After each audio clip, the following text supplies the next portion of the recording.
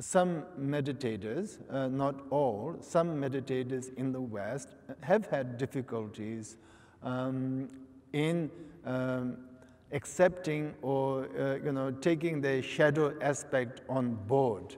And they may be meditating, but meditation has not resulted in some kind of greater understanding of themselves, insofar as there are still aspects of themselves that they keep on denying.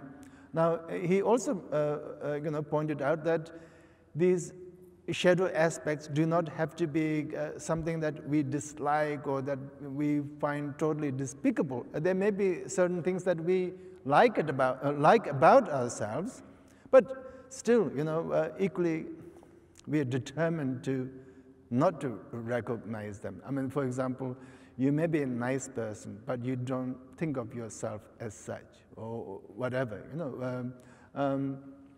I think, from what I remember, he was saying these kind of things.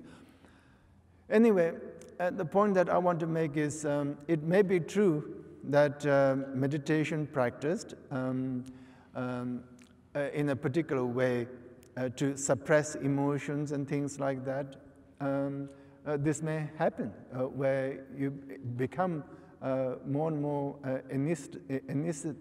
anesthetized, or sort of you become you become detached. You become detached from your own emotions, your own experiences, and this may come from practice of shamatha meditation, for example, meditation of tranquility, where you're just doing breathing meditation, and all you're doing is, trying to sort of practice mindfulness, awareness, learning to be in the present, things of that kind. But in addition to that, in Buddhism, you really have to try to understand your own mind and how it works, and you try to understand your own emotions. As I was saying this morning, Abhidharma literature, for example, talks about primary negative emotions, secondary negative emotions, and how we need to work with secondary emotions in order to overcome the primary emotions. It's very hard not to be jealous, just like that. I mean, no one can do that. When we're doing shamatha practice, for example, while we're meditating, we may achieve a certain level of tranquility or peace or something like that. But when the next situation arises, when you're confronted with something, your girlfriend talking to somebody or whatever, jealousy arises. And meditation then may not have done very much to, sort of help you to overcome these kind of primary emotions. But meditation is not really sort of there to deal with the primary emotions. Well, it is to an extent, I will explain.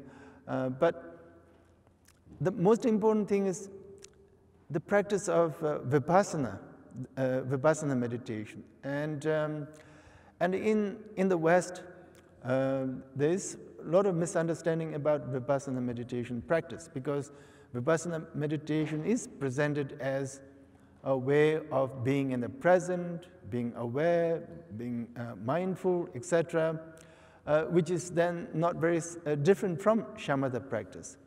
But traditionally, vipassana practice is done in order to sort of develop better understanding of our own mind and better understanding of our emotions and how they work. So that brings about what we call prajna. Prajna means insight, prajna, knowledge or insight. And that has to come from some form of intellectual understanding. I think Ken was also going to talk about that, the anti-intellectual sort of trend that we see sometimes in the West with Western meditators is really not in sync with traditional Buddhist approach, because traditional Buddhist approach to meditation does not simply include techniques of settling the mind, but it also involves use of investigative methods that we can use to understand our mind better. And only that will free us. That will, bring about some kind of relief. So through Vipassana, we may become a little bit less paranoid, as I said this morning, and more trusting. We're not expecting the worst from people, but not necessarily the best from people either. But later on, we may get to that point. But we have to begin, at least begin with not thinking that everybody we meet is going to sort of somehow take advantage of me, or treat me badly or something like that.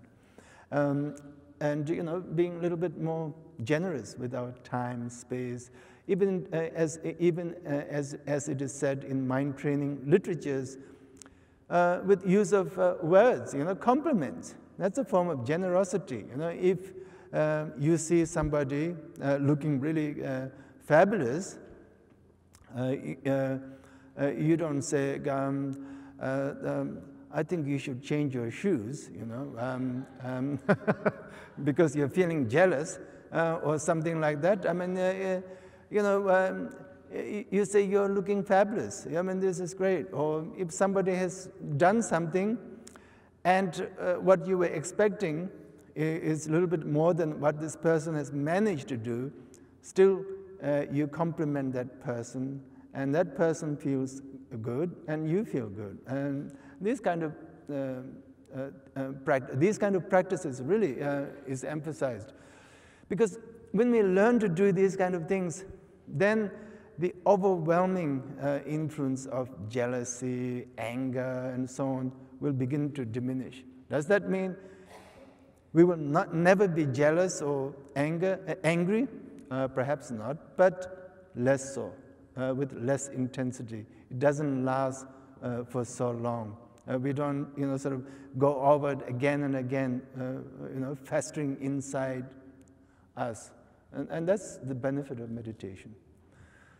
In other words, meditation may not help, not necessarily stop, I should say. Meditation may not necessarily stop us from getting angry or jealous, but it will help us to deal with them, and we will experience these things with less intensity and less often, and for shorter durations.